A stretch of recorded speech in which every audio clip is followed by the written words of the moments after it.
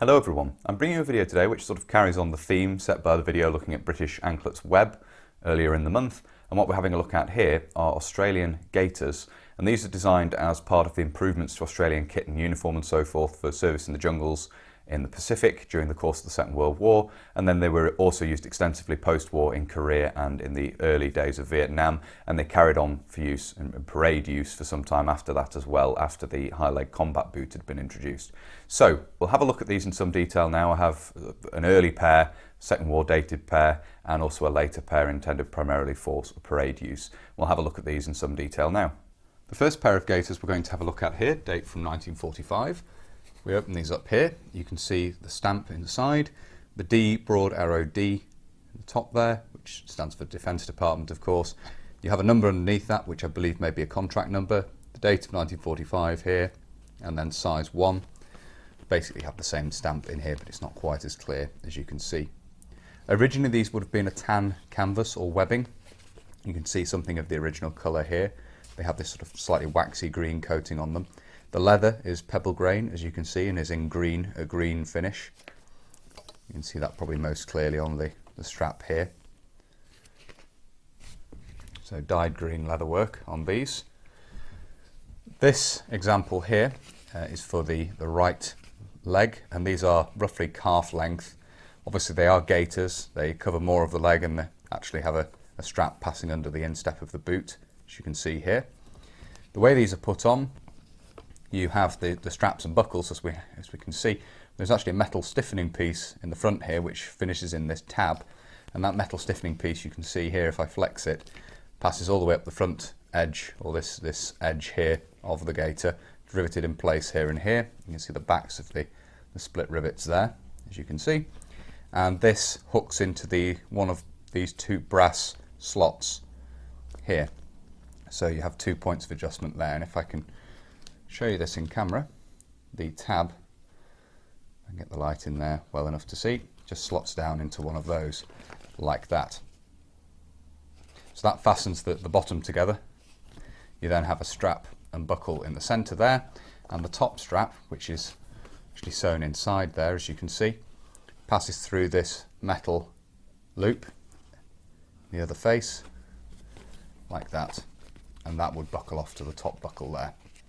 So that's how these fasten around the leg. You then of course have this strap which is removable. It passes through another of these brass slots. That tightens off there quite simply, and then buckles round underneath to this buckle here. So that passes under the boot and buckles onto this buckle on the side here. So somewhat more involved design than things like anklets, which we've looked at previously. Australia did make anklets as well. You can see there's quite a lot of leather reinforcement on these as well. You have the pads front and rear to give the extra reinforcement on the particular points of wear, where this will rub up and down on the boot. You have a piece of leather all the way along the bottom edge there to give reinforcement, and then leather up here and here again to reinforce the seams there, as you can see. Again, specific wear points on these. The strap here is very simple in this instance. It is removable, so if we pull the strap out here, you can see simple leather strap with a widened section at the end here and a slot cut through, which means that you basically fit these by just slotting the strap through itself. There is a more complex way of doing this, which appears on some of the earlier gaiters and also appears on the second pair, which we're going to have a look at now. So that'll also illustrate that point.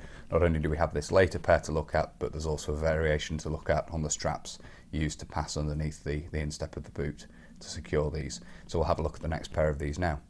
The pair of gaiters we're looking at here are much later. These date from 1981, and these are very common to find on the surplus market, and they're intended primarily for use on parade, ceremonial duties, wearing ankle boots. Obviously the combat boot worn around this time was a high leg combat boot, the general purpose boot, but ankle boots and these gaiters were still used for ceremonial purposes, for parades and drill and so forth in some instances.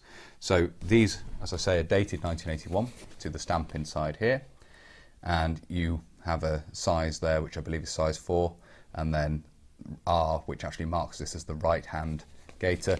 This one, unfortunately, the stamp is pretty much gone. You can just see the faint outline of it at the top there. and some storage marks and so forth. As you can see, the construction is basically the same as we saw before, right down to the use of the split rivets here for that metal strip in the front.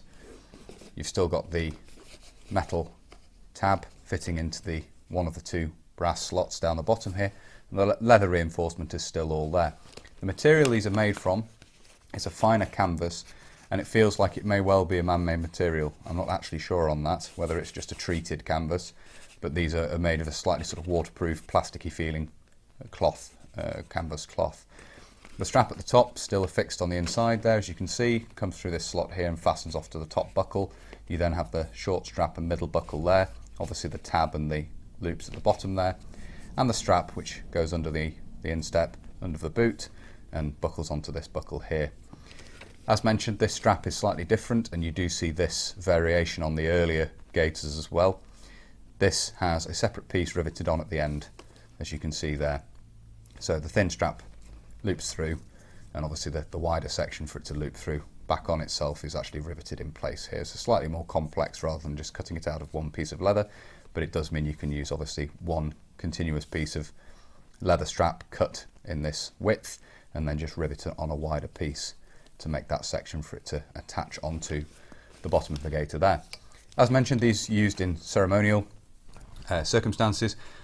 The preceding design we'd looked at, the earlier webbing type, were whitened for use on parade quite extensively. They're seen in Japan with the British Commonwealth Occupation Forces, the Australian contingent of the British Commonwealth Occupation Forces, and they were whitened for that purpose. And interestingly, of course, 3RAR moving from Japan to Korea, you see whitened versions of these in use in the field for a short time as well. Obviously that wouldn't last for long, they wouldn't stay white very long under field conditions, but you do see whitened examples in use in the field in some instances in photographs, which is quite interesting.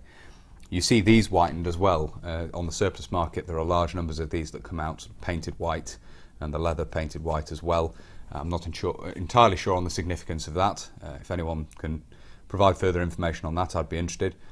But that's a look at a couple of pairs of these Australian Gaiters. Obviously the early examples there, the 1945 dated pair we looked at first, and then this later 1981 dated pair as well. So hopefully you found it interesting looking at these. Obviously not a particularly long video, but hopefully it's been interesting looking at the construction of these and obviously talking a little bit about their use as well. If you have found this interesting and you'd like to see more of this sort of thing, please do consider subscribing to the channel if you haven't already. And whether you're newly subscribing or you've previously subscribed, please do make sure you hit the little bell, the notification button down below. That will of course alert you when I upload future videos.